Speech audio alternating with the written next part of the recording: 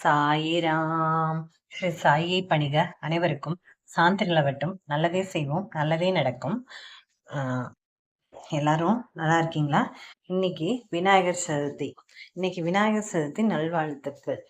சாயப்பாவின் அருட்பேராற்றலோடு இந்த விநாயகரோட அருட்பேராற்றலும் சேர்ந்து இரவும் பகலும் எல்லா நேரங்களிலும் எல்லா இடங்களிலும் எல்லா தொழில்களிலும் உறுதுணையாகவும் பாதுகாப்பாகவும் வழிநடத்துவதாகவும் அமையுமாக.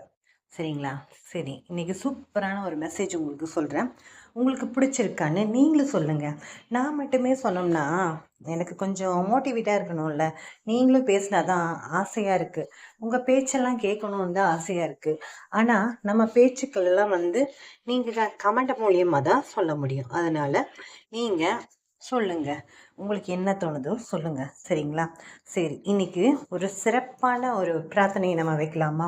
வினையை தீர்க்கும் விநாயகர் அப்படின்னு தான் அவருக்கு பேரே இருக்குது. இன்னைக்கு விநாயகர் சதுர்த்தினால யார் யாருக்கெல்லாம் என்னென்ன கஷ்டங்கள் இருக்கோ அந்த எல்லா கஷ்டங்களையும் விநாயகர் நிவர்த்தி செய்யணும்னு அவர்கிட்ட நம்ம அவருடைய ஆசீர்வாதத்தையும் வாங்கலாம், அவர்கிட்ட பிரார்த்தனை வச்சுக்கலாம். இந்த ஒரு செகண்டில் நம்ம அனைவருக்கும் எல்லா வித செல்வங்களும் கிடைக்கணும், உடல் ஆரோக்கியம் கிடைக்கணும், திருமணம், வேலை, குழந்தை வேண்டுவோருக்கு எல்லாம் கிடைக்கணும். அப்புறம் பெண்கள் மற்றும் பெண் குழந்தைகள் பாதுகாக்கப்படணும். மாற்றுத்திறனாளிகள் எல்லாருமே அவங்களோட தேவைகள் நிறைவேற்றப்பட்டு நல்லபடியாக இருக்கணும். அந்த மாதிரி எல்லாமே ப்ரே பண்ணிக்கலாம். சரிங்களா? நீங்கள் இந்த தருணத்தில் ப்ரே பண்ணிக்கோங்க. கண்டிப்பாக உங்களுடைய தேவைகள் நிறைவேறும். சரி, நம்ம இப்போ பார்த்தீங்கன்னா நம்ம பலசாலியாக இருப்போம், பலவீனமாக இருப்போம். நம்ம ஒருத்தரை இதாக வச்சுருப்போம். எப்படின்னா அது என்னோட ரோல் மாடலாக வச்சுருப்போம். என்னோட பலவீனமும் பலமும் நீ தான். எனக்கு எங்கள் மாமாவை ரொம்ப பிடிக்கும். நான் சொல்வேன் என்னோட பலமும் பலவீனமும் நீ தான் சொல்லுவேன்.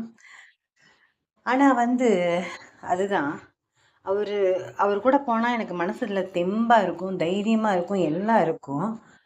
அவர் இல்லாத இந்த நேரத்தில் கொஞ்சம் கஷ்டமாக தான் இருக்குது. ஆனாலும் பார்த்தீங்கன்னா அவர் சொல்வார், அவர் பேர் இளமதி அண்ணாதுரை, எல்லாரும் மதியம் தான் சொல்லுவாங்க.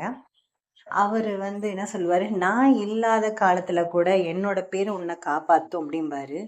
அது எனக்கு ஒரு பெரிய பலம்தான். சரிங்களா? ஏன்னா மதியோட ஒய்ஃபு அப்படின்னு சொல்லிட்டு எல்லாத்துக்குமே தெரியும் அந்த ஊரில்.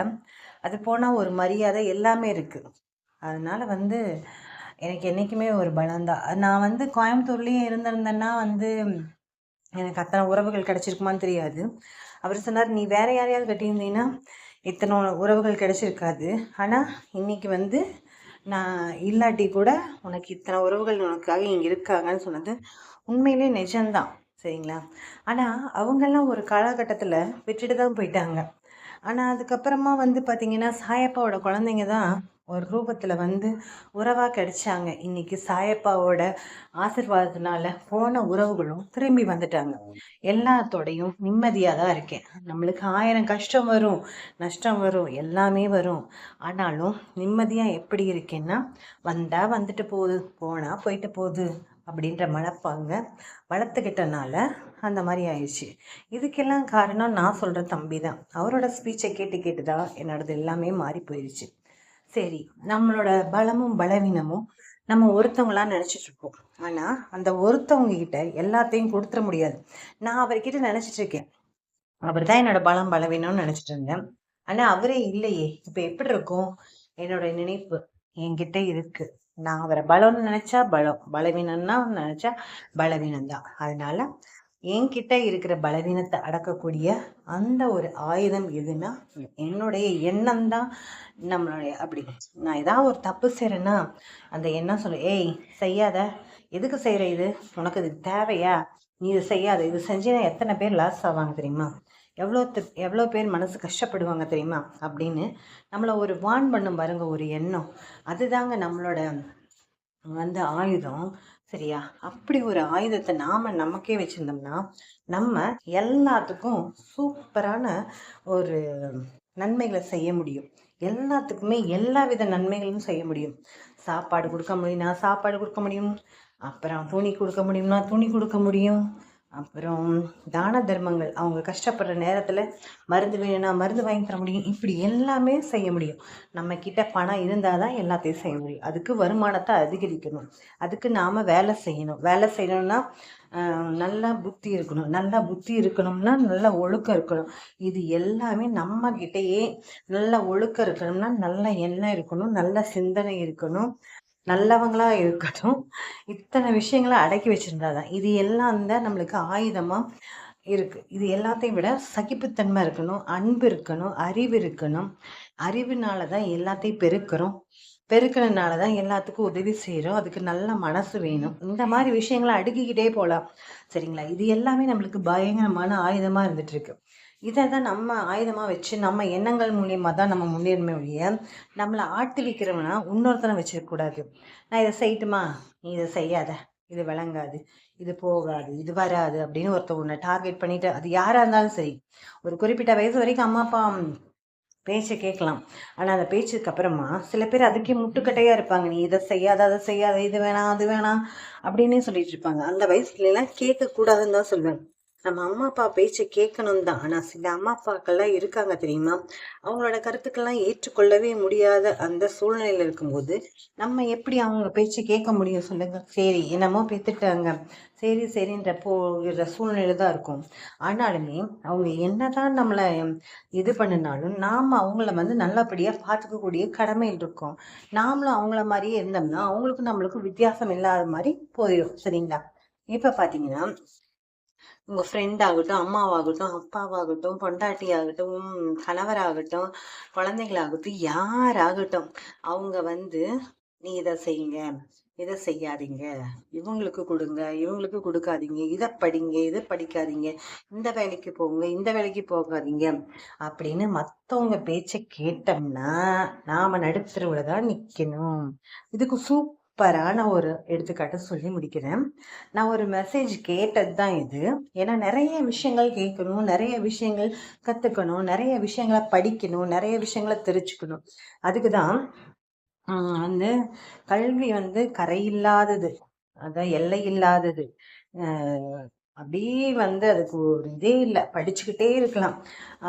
அவர் பேர் என்னன்னு தெரியல, ஆக்ட்ரஸ் பேர் ஷேர்ல பார்த்தேன்.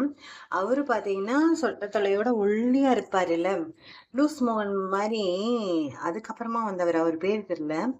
அவர் இந்த குக் வித் கோமாளியில் பார்த்தீங்கன்னா அவர் இருக்கார்ல, அந்த செஃப் இருப்பார்ல, அவர் பேரும் கூட எனக்கு தெரில, பேர்லாம் எனக்கு தெரில பாருங்க.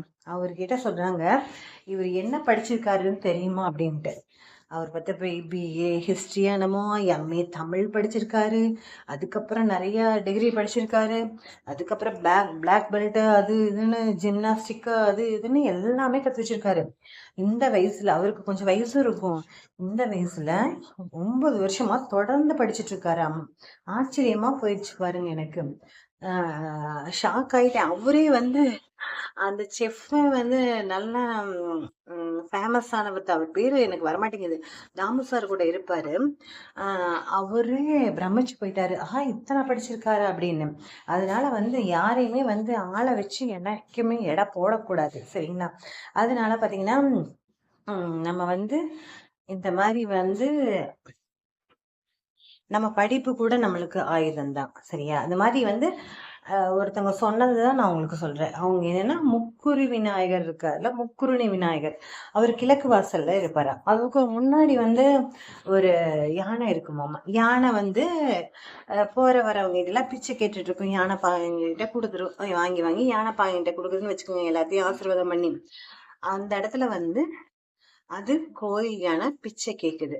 இங்க சாமி யானை கிட்ட போய், விநாயகர் கிட்ட போய் எல்லாரும் நான் நல்லா இருக்கலாம், அது வேணும் இது வேணும் நாம பிச்சை கேட்கிறோம். சரியா? இவங்க 2 பேத்துக்கு என்ன டிஃப்ரென்ஸ் அப்படின்னு பார்த்தா, அங்குசம் தான் டிஃப்ரென்ஸ். இந்த யானைனா மதம் பிடிக்கும், மதம் பிடிச்சிச்சுன்னா அது பலவீனமாயிடும், கத்தும். அதோட கத்துது பாருங்க, அது பலம்னு நினைச்சிட்டு இருக்கு.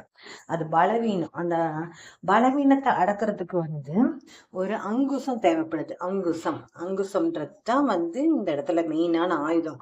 அந்த அங்குசத்தை யாரு வச்சிருப்பாங்கன்னா யானைப்பாகன் வச்சிருப்பான். அவன் தான் ஃபர்ஸ்ட் வச்சிருப்பான். அதுக்கு மதம் முடிச்சிச்சுன்னா யானைப்பாகன் தான் அந்த ஒரு குச்சி மாதிரி வச்சிருப்பான்ல, அதை வச்சு அதை அடைச்சு அடக்குவான்னு வைங்க.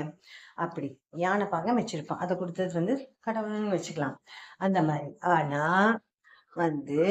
விநாயகரை பாத்தீங்கன்னா அந்த ஒரு குச்சி மாதிரி இருக்கிறது அவர் தன்னகத்தே வச்சிருப்பாரு. அவரு பாத்தீங்கன்னா நல்லா டீப்பா பாத்தீங்கன்னா தெரியும், அவர் தன்னகத்தே வச்சிருப்பாரு.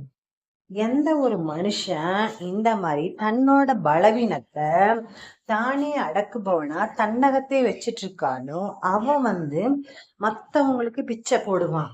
ஆனா அங்குசத்தை தன்னோட ஆயுதத்தை மத்தவங்க கிட்ட கொடுத்துட்டு இருக்கிறவங்க மத்தவங்க கிட்ட பிச்சை வாங்குவான். இதுதான் ஒரு டிஃபரன்ஸ். இன்னைக்கு விநாயகர் சதுர்த்தி இன்னைக்கு கடவுள் நம்மளுக்கு கொடுக்குற மெசேஜ் என்னன்னா, உன்கிட்ட இருக்கிற பலத்தை வச்சு உன்னோட பலவீனத்தை அழிச்சுக்கோ. அப்படி பலத்தை பெருகிக்கோ, பலவீனத்தை குறைச்சிக்கோ. உன்னோட அறிவுனால, திறமையினால, அன்பால, பண்பால, ஒழுக்கத்தால, சகிப்புத்தன்மையால, எதிர்பார்க்காத ஒரு விஷயத்தால, இந்த மாதிரி பல ஆயுதங்களை வச்சு உன்னோட பலத்தை பெருக்கிக்கோன்னு சொல்றாரு. நாம எல்லாரும் அந்த மாதிரி பலத்தை பெருக்கிக்கலாமா?